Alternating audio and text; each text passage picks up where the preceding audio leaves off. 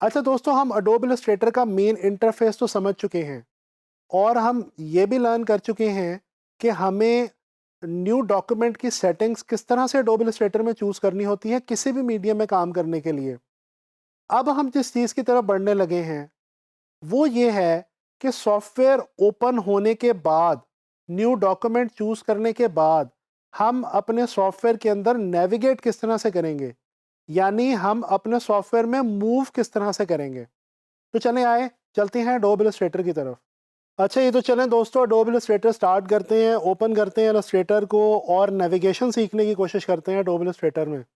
ले जी, हमारा adobe Illustrator open हो चुका है, हम न्यू डॉक्यूमेंट लेते हैं। अच्छा, अब मैं वैसे ही प्रिंट मीडियम का एक स्टैंडर्ड डॉक्यूमेंट जो है वो A4 साइज़ का चूज़ कर लेता हूँ और ये स्टैंडर्ड सेटिंग्स मैंने जो है वो डॉक्यूमेंट की सेट कर रखी हैं ऑलरेडी, ताकि मैं आप लोगों को आगे समझा सकूं। क्रिएट पे हमने क्लिक किया और ये अब हमारे पास इलस्ट्रेटर जो है वो ओपन हो चुका है। अच्छा दोस्तों, ये अडोब इलस्ट्रेटर का इंटरफेस तो मैं आपको पहले भी समझा चुका हूँ। अब इस वक्त जो हमने चीज़ यहाँ पे सीखनी है वो ये है कि हमने इस सॉफ्टवेयर के बीच में मूव किस तरह से करना है। देखें, किसी भी सॉफ्टवेयर में काम करने के लिए टूल्स वगैरह को सीखने से पहले ये चीज़ ज़रूरी है कि आप ये समझ लें कि आप उस सॉफ्टवेयर में रोम अराउंड किस तरह से करेंगे, यानी आप उसके अंदर मूवमेंट आपकी जो है वो किस तरह से होगी। जिस तरह से किसी भी जगह पे आप एक जगह से दूसरी जगह जाने के लिए आपको किसी रोड को का सहारा लेना पड़ता है, आपको नेविगेशन का सहारा लेना पड़ता है। इसी तरह से कुछ ऐसे टूल्स हैं जो हमें यहाँ पे इलस्ट्रेटर के अंदर हेल्प आउट करेंगे जी, नेविगेट करने के लिए। तो चलें, मैं आपको वो 2-3 टूल्स ज़रा जल्दी से बताता हूँ और ताकि आप लोग फिर इलस्ट्रेटर में नेविगेट करना सीख जाएँ।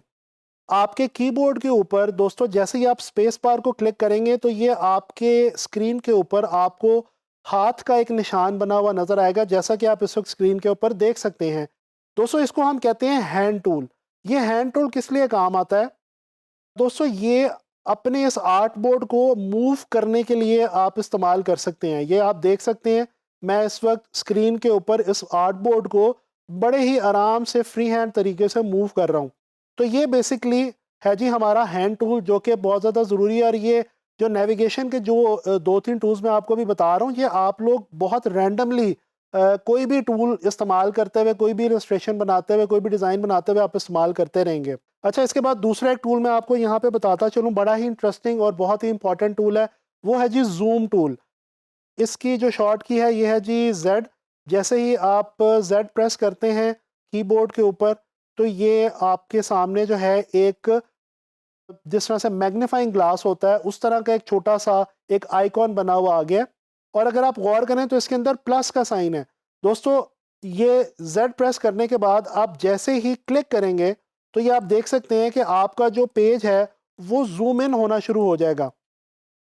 अच्छा, अगर इसी टूल के अंदर रहते हुए आप ऑल्ट की जो है वो कीबोर्ड के ऊपर प्रेस करेंगे, उसके बाद जब आप माउस के साथ क्लिक करेंगे तो ये देखें, आप देख सकते हैं कि आपका जो पेज है वो जूम आउट होना शुरू हो गया। आपका जो आर्ट बोर्ड है वो जूम आउट हो रहा है। तो ये प्लस के साइन के साथ आप जूम इन करेंगे और ऑल्ट को होल्ड करके आप अगर रखेंगे तो ये आपका जूम आउट हो जाएगा। और इस तरह से आप हैंड टूल के साथ इसको वापस कहीं पे भी लेके आ सकते हैं।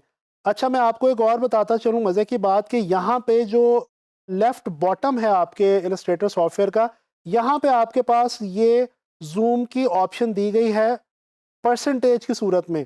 यहाँ पे आप अगर देखें, मिसाल के तौर पे ये 200% पे अगर क्लिक करें तो ये देखें आपका जो पेज है वो 200% ज़ूम हो चुका है। इसी तरह से 800% और ये सो ऑन, ये काफ़ी ज़्यादा परसेंटेज है, कुछ 64,000% आप अपने पेज को ज़ूम कर सकते हैं। ये देखें जी, ये इस वक्त मैक्सिमम कैपेसिटी के ऊपर ज़ूम टूल के थ्रू आप अपने आर्ट बोर्ड को ज़ूम कर चुके हैं। और अगर आप गौर करें तो स्क्रीन के ऊपर आप देख सकते हैं कि आपका जो ज़ूम टूल है उसके अंदर से कोई साइन इस वक्त मौजूद नहीं है, उसके अंदर से तमाम साइन ख़त्म हो गए हैं और वो ब्लैंक हो गया है। ये ब्लैंक होने का मतलब है कि आप इस वक्त अपनी फुल ज़ूम जितना हो सकता है उतना आप अपने सॉफ्टवेयर में कर चुके हैं। इसी तरह से आप यहाँ पे अगर वापस आएँ तो ये आपके पास ऑप्शन है जी 100% की। 100% जब आप इसको ज़ूम करेंगे तो ये वापस स्टैंडर्ड जो आपका पूरा आर्ट बोर्ड है आपको आपके स्क्रीन के ऊपर नज़र आ जाएगा। इसी तरह से आपके पास एक ऑप्शन है फिट ऑन स्क्रीन। ये देखें जैसे ही आप फिट ऑन स्क्रीन करते हैं तो ये आर्ट बोर्ड आपका पूरा पूरा आपकी स्क्रीन के ऊपर फिट हो चुका है। अच्छा दोस्तों, अभी हमने जूम टूल के थ्रू डॉक्यूमेंट को जूम इन करना, जूम आउट करना सीखा, और उसके अलावा हमने हैंड टूल के थ्रू अपने आर्ट बोर्ड को जो है वो हैंडल करना सीखा कि हम उसको मूव किस तरह से कर सकते हैं, उसको नेविगेट किस तरह से कर सकते हैं।